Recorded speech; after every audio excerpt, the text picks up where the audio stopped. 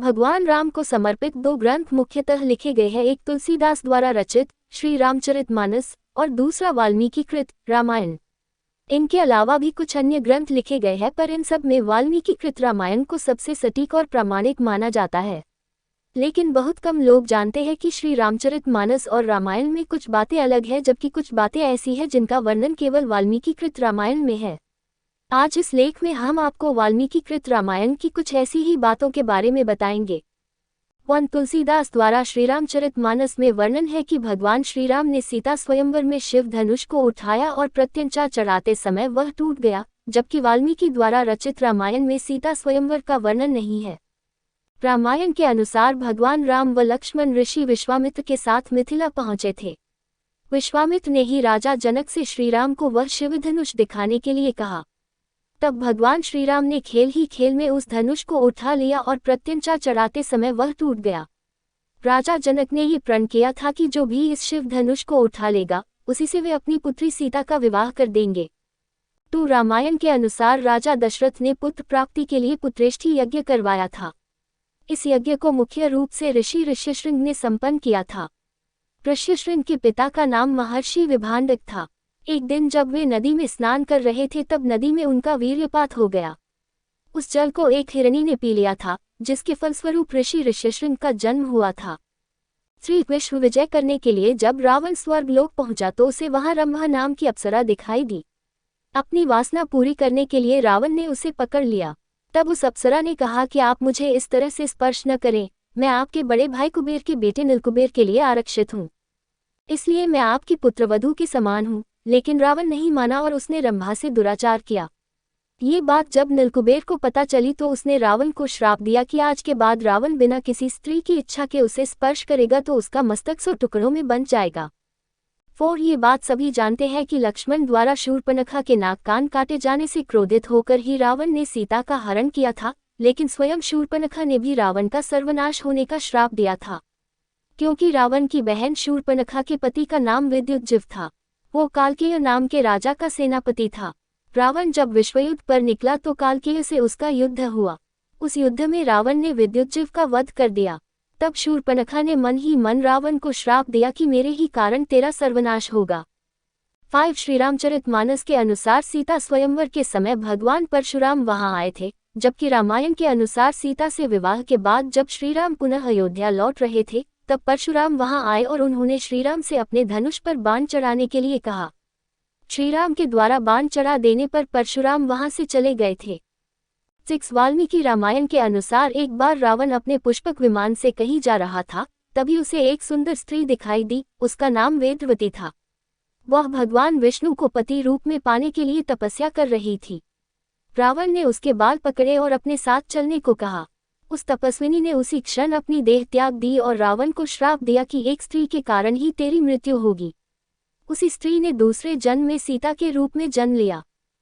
7 जिस समय भगवान श्रीराम वनवास गए उस समय उनकी आयु लगभग 27 वर्ष की थी।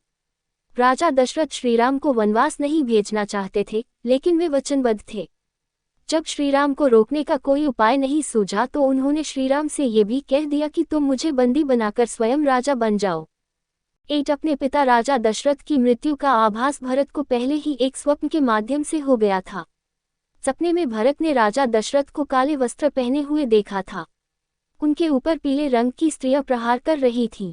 सपने में राजा दशरथ लाल रंग के फूलों की माला पहने और लाल चंदन लगाए गधे जुते हुए रथ पर बैठकर तेजी से दक्षिण यम की दिशा की ओर जा रहे थे। 9 हिंदू धर्म में 33 करोड़ देवी देवताओं की मान्यता है, जबकि रामायण के अरण्यकांड के 14वें सर्ग के 14वें श्लोक में सिर्फ 33 देवता ही बताए गए हैं। उसके अनुसार 12 आदित्य, 8 वसु, 11 रुद्र और 2 अश्विनी कुमार, ये ही कुल 33 देवता हैं। 10 रघुवंश में एक परम प्रतापी राजा हुए थे जिनका नाम अनरण्य था। जब रावण विश्वविजय करने निकला तो राजा अनरण्य से उसका भयंकर युद्ध हुआ।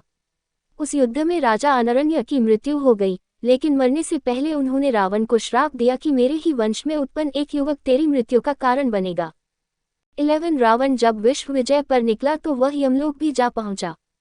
वहां यमराज और रावण के बीच भयंकर युद्ध हुआ। जब यमराज ने रावण के प्राण लेने के लिए कालदंड का प्रयोग करना चाहा तो ब्रह्मा ने उन्हें ऐसा करने से रोक दिया क्योंकि किसी देवता द्वारा रावण का वध संभव नहीं था। 12 सीताहरण करते समय जटायु नामक गिद्ध ने रावण को रोकने का प्रयास किया था। रामायण के अनुसार जटायु के पिता अरुण बताए गए हैं। ये अरुण ही भगवान सूर्यदेव के रथ के सारथी हैं।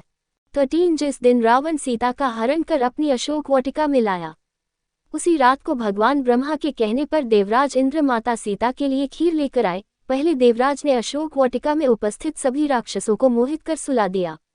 उसके बाद माता सीता को खीर अर्पित की, जिसके खाने से सीता की भूख प्यास शांत हो गई। 14 जब भगवान राम और लक्ष्मण वन में सीता की खोज कर रहे थे, उस समय कबंध नामक राक्षस का राम लक्ष्मण ने वध कर दिया। वास्तव में कबंध एक श्राप के कारण ऐसा हो गया था। जब श्री राम ने उसके शरीर को अग्नि के हवाले किया तो वह श्राप से मुक्त हो गया। कबंध ने ही श्री राम को सुग्रीव से मित्रता करने के लिए कहा था। 15 श्री रामचरितमानस के अनुसार समुद्र ने लंका जाने के लिए रास्ता नहीं दिया तो लक्ष्मण बहुत क्रोधित हो गए थे, जबकि वाल्मीकि रामायण में वर्णन है कि लक्ष्मण नहीं बल्कि भगवान श्री राम समुद्र पर क्रोधित हुए थे और उन्होंने समुद्र को सुखा देने वाले बाण भी छोड़ दिए थे। तब लक्ष्मण व अन्य लोगों ने भगवान श्री राम को समझाया था। 16 सभी जानते हैं कि समुद्र पर पुल का निर्माण नल और नील नामक वानरों ने किया था, क्योंकि उसे श्राप मिला था कि उसके द्वारा पानी में फेंकी गई वस्तु पानी में डूबेगी नहीं। जबकि वाल्मीकि रामायण के अनुसार नल देवताओं के शिल्पी इंजीनियर विश्वकर्मा के पुत्र थे और वह स्वयं भी शिल्पकला में निपुण था। अपनी इसी कला से उसने समुद्र पर सेतु का निर्माण किया था। 17 रामायण के अनुसार समुद्र पर पुल बनाने में 5 दिन का समय लगा। पहले दिन वानरों ने 14 योजन, दूसरे दिन 20 योजन, तीसरे दिन 21 योजन, चौथे दिन 22 योजन और 5वें दिन 23 योजन पुल बनाया था। इस प्रकार कुल 100 योजन लंबाई का पुल समुद्र पर बनाया गया। ये पुल 10 योजन चौड़ा था। एक योजन लगभग 13 to 16 किमी होता है। 18 एक बार रावण जब भगवान शंकर से मिलने कैलाश गया, वहां उसने नंदी जी को देखकर उनके स्वरूप की हंसी उड़ाई और उन्हें बंदर के समान मुख वाला कहा। तब नंदी जी ने रावण को श्राप दिया कि बंदरों के कारण ही तेरा सर्वनाश होगा। 19 रामायण के अनुसार जब रावण ने भगवान शिव को प्रसन्न करने के लिए कैलाश पर्वत उठा लिया तब माता पार्वती भयभीत हो गई थी और उन्होंने रावण को श्राप दिया था कि तेरी मृत्यु किसी स्त्री के कारण ही होगी। 20 जिस समय राम रावण का अंतिम युद्ध चल रहा था, उस समय देवराज इंद्र ने अपना दिव्य रथ श्रीराम के लिए भेजा था। उस रथ में बैठकर ही भगवान श्रीराम ने रावण का वध किया था। 21 जब काफी समय तक राम रावण का युद्ध चलता रहा तब अगस्त्य मुनि ने श्रीराम से आदित्य हृदय स्तोत्र का पाठ करने को कहा, जिसके प्रभाव से भगवान श्रीराम ने रावण का वध किया। 22 रामायण के अनुसार रावण जिस सोने की लंका में रहता था वह लंका पहले रावण के भाई कुबेर की थी। जब रावण ने विश्व विजय पर निकला तो उसने अपने भाई कुबेर को हराकर सोने की लंका तथा पुष्पक विमान पर अपना कब्जा कर लिया। 23 रावण ने अपनी पत्नी की बड़ी बहन माया के साथ भी छल किया था। माया के पति वैजंतपुर के शंभर राजा थे। एक दिन रावण शंभर के यहाँ गया। वहां रावण ने माया को अपनी बातों में फंसा लिया। इस बात का पता लगते ही शंभर ने रावण को बंदी बना लिया। उसी समय शंभर पर राजा दशरथ ने आक्रमण कर दिया। उस युद्ध में शंभर की मृत्यु हो गई। जब माया सती होने लगी तो रावण ने उसे अपने साथ चलने को कहा। तब माया ने कहा कि तुमने वासनायुक्त मेरा सतीत्व भंग करने का प्रयास किया, इसलिए मेरे पति की मृत्यु हो गई, अतः तुम्हारी मृत्यु भी इसी कारण होगी। 24 रावण के पुत्र मेघनाद ने जब युद्ध में इंद्र को बंदी बना लिया तो ब्रह्मा जी ने देवराज इंद्र को कहा। इंद्र पर विजय प्राप्त करने के कारण ही मेघनाद इंद्रजीत के नाम से विख्यात हुआ। 25 रावण जब विश्व विजय पर निकला तब वह यमलोक भी जा पहुंचा। वहां रावण और यमराज के बीच भयंकर युद्ध हुआ। जब यमराज ने कालदंड के प्रयोग द्वारा रावण के प्राण लेने चाहे तो ब्रह्मा ने उन्हें ऐसा करने से रोक दिया क्योंकि किसी देवता द्वारा रावण का वध संभव नहीं था।